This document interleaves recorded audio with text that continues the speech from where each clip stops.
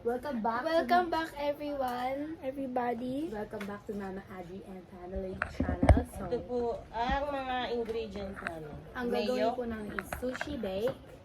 Tuna. Sushi tuna. Tuna sushi bake. Tuna sushi bake. Ang ingredients ay Siyempre, tuna. Tuna. Century tuna. Kasi hindi ito maanghang. Kaya lalagnan namin ng paprika konti. tapos this is rice, Seaweed. and then hidden. Hidden cheese. Sponsor nyo kami. Baka naman. Baliktad. Yan. Sesame oil. Mayonnaise. Yan. Siyempre, ito, ice cream po. Kanin. Ice cream. Kanin yan. Tiningin. Sinihimay niya yung daing na bangos. Para maging flakes mamaya.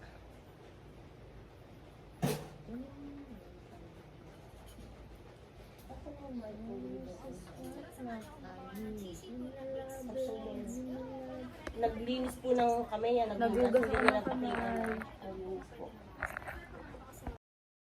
So, ayan, ang nasa video, binubuksan na yung tuna at i-strain yan para i-remove yung extra sauce niya kasi hindi ganun ka, hindi yung masyado extra sauce, magiging masabaw yung sushi bake nyo. At ayan ako, naghihimay ako ng isda para pang toppings at igigisa ko yan para crispy siya.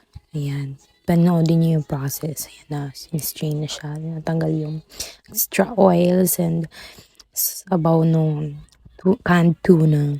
Siyempre, hayaan mo muna siyang tumulo. Tapos, ayan, after tumulo, sasali na natin sa ibang bowl. Okay, and then the rest na. Okay, just watch the process so you can see yung paano namin ginawa. Ayan, after ma-strain, anong spoon para kunin yung mga natitira fish para hindi sayang. Siyempre, di ba? Para sulit din yung sarap nung sushi bake namin. O, siyempre, i-mash mo yung fish, tas ayan, nilalagyan na ng seasoning. Paprika na lang yung nilagay namin since canned tunas are naturally maalat na and pampa-added flavor lang siya. And ayan na yung mayonnaise, in-open na nila.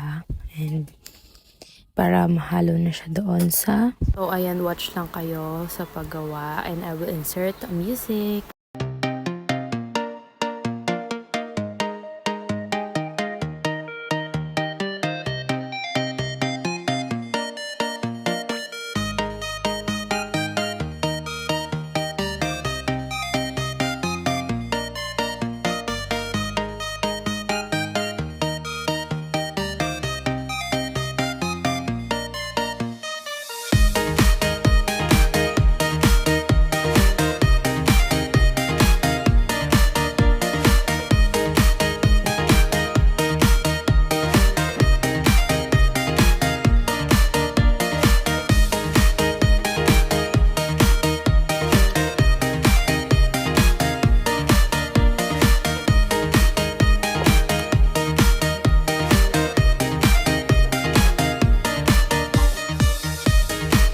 Yan, yung yun eh. Kasi gagamitin pa yan. So, tatapos mo pa yan. Para crunchy siya. Hindi ba ka na yan? Tuloy na ako.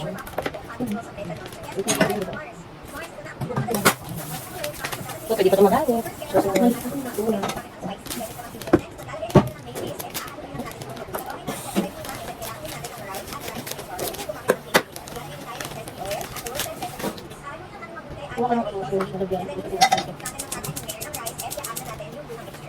Ayan, after toasting yung toppings, ayan, while on the right side, naglasalin ako si Shishing, ayan, tapos niya halu-haluin yan, nililayer niya yung first layer ng rice, at ang aking mother dear ay nagugupit ng seaweed na pangdagdag toppings, at dito sa bandang gilid, may mangkok doon na may parang white. Ayan yung tuna mixture na gagawing second layer natin mamaya after nung layering ng rice. And mag-insert ako ulit ng music and then mag-voice over tayo ulit after nilang gumawa niyan.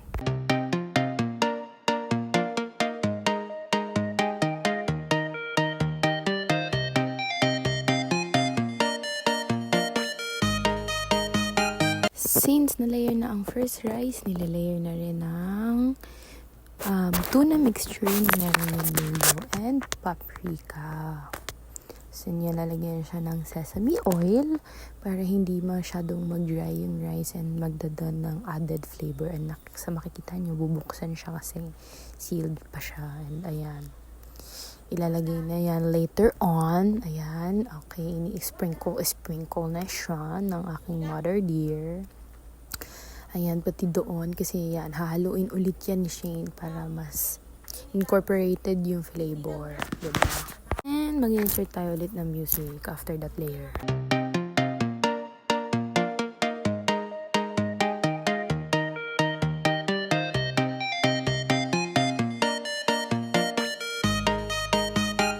At ayan, nalagay na ang third layer. Andyan na yung mayo mixture na may tuna. Sprinkle na yung sa seaweed. Tapos lalagyan ulit yan ng third layer ng rice. Kasi inahalo pa ng ating ate girl na si Shane ang ating rice mixture. At ayan, nililayer na po siya ulit. This is the last layer. Tapos ilalagay ulit yung pinaka-last na mixture and another seaweed yan later on as you will see. At i-bake na yan mamaya. And ibabalik ko na yung sound nung video para makita niyo yung real audio niya. So, yan.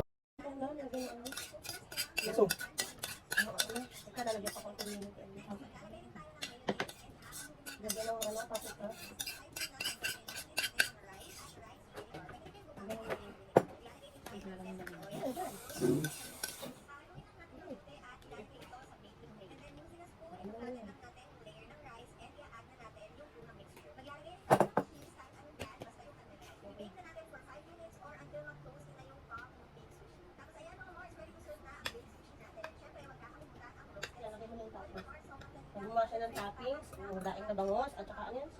Sesame seed. Sesame seed niya, binoy niya, pinungs niya lang. Hindi, laki mo yan. Ibubog ko lang. Dito ba?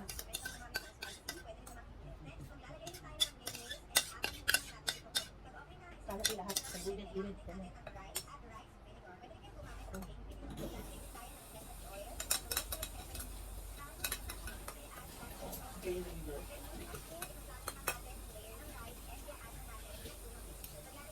Babad mo muna yung mga kutsara, ha?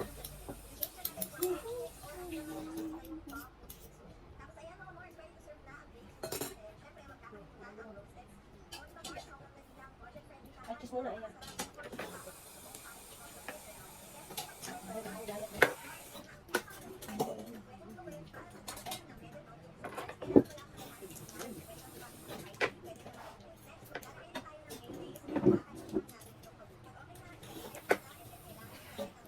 Handahan mo naman.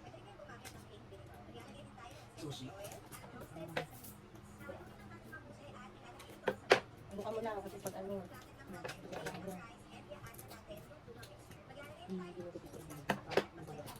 Sige pa. Sige pa. Ano pala isang ganyan na maganda yung cheese.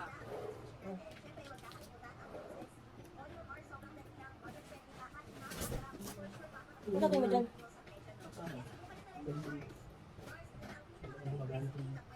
Gumagana, di ba? Ito ba?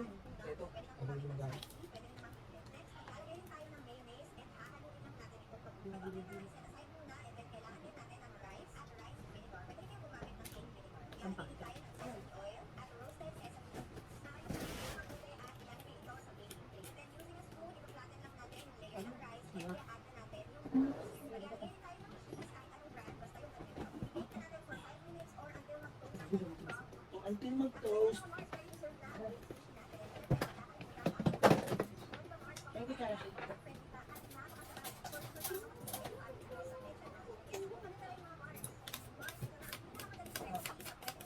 Sinupin ang cheese. Tapos i-order niya, diba? To melt the cheese. Kung may mag-iba na ito. Melted na yung cheese.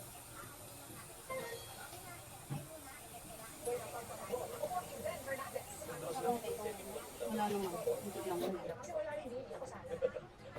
Ano kaya nalalagyan ng nabi, no? Pagkatapos ito kasi kukulot yan. Ano hindi ba dyan sama ng nauli? Hindi kasama ng cheese. Parang yung sa pizza. Pinakatong lang yun, eh.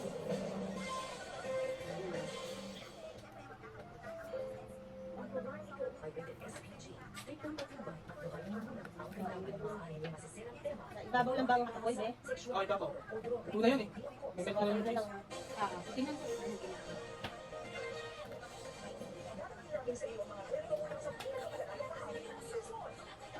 Locos. Okay. Open ko na po yung oven. Yan na.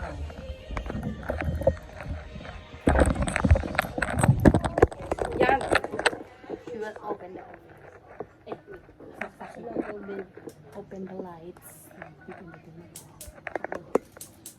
Tapos ito yung you will look pinakamula ko.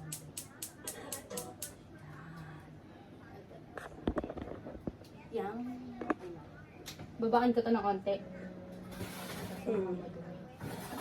Babaan mo. Baba mo. Mainit. Mami, mainit. Yan, dyan lang. Tapos lagay ka na ta. Hindi na ba lalagyan ng tubig yan? Hindi. Ano ba?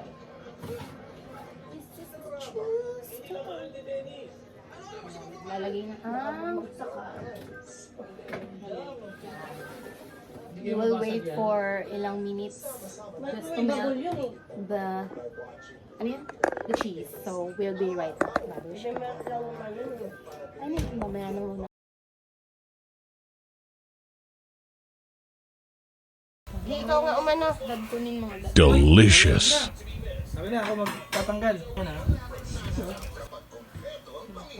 Kunin mo na kasi ito muna. Oh. Ayun na. Hatong mo dyan sa ano, sa... Tanggalin mo to.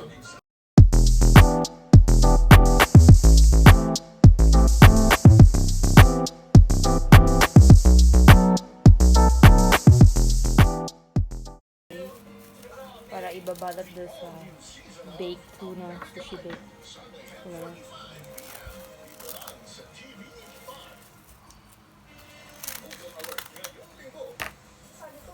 Tama na ba yan? Oh. tama na yun, isang diretso lang na ganyan. Ayan na. Para maano yung kanin, di malaglag ko, di ba? Tikman mo na, ma. Kayo na, ayan. Kaya ikaw, ikaw na. Magbibideo Mainit ako eh. Oh, mamaya na. Ayan, taste test. Mainit. I-wrap mo yan, kaso mainit-init pa. So, hipan mo Ito ang na. taste test Ang init. namin. Ang tabatsoy. Sarap. Sarap. Sarap. Titong Sarap sa Thumbs up yung cheese. kung masarap. thumbs up Sarap. daw. Sarap. Oh, zoom. Oh. Very Ang yummy. galing ng century tuna. Ang nilagay ko lang is, ano yun? Yung mayonnaise, sesame oil, tapos konting vinegar. Hindi, Ano ba? sa century- Paprika. Paprika lang. Ang galing ng lasa talaga ng century tuna. Masarap ba? Di ba thumbs up kung masarap? Ang galing ng lasa. Kasi nilagyan namin ng ano yun eh. Sarap daw. Yung ano yun? Yung, Paprika. hindi, yung bangus. Ah, yung ano, toasted na topping, sesame. Three. What? Kukunin ba natin yung resibo?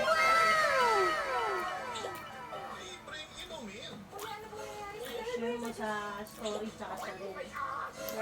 O, si Shane naman.